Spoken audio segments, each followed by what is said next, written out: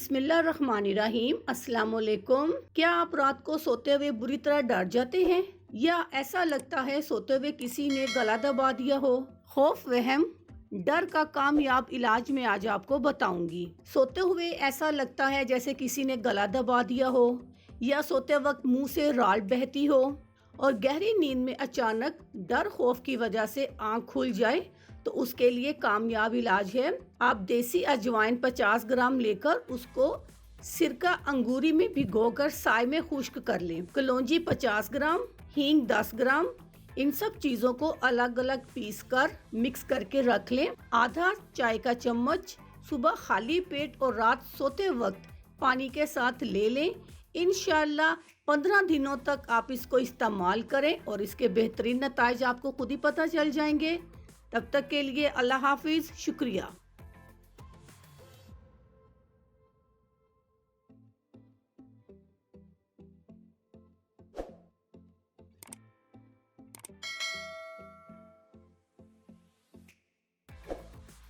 अगर आपको हमारी वीडियो अच्छी लग रही है तो हमारे वीडियोस को लाइक करें और अपने सब दोस्तों से शेयर करें और साथ हमारे चैनल ऑनलाइन रेमेडीज़ को सब्सक्राइब करना ना भूलिएगा।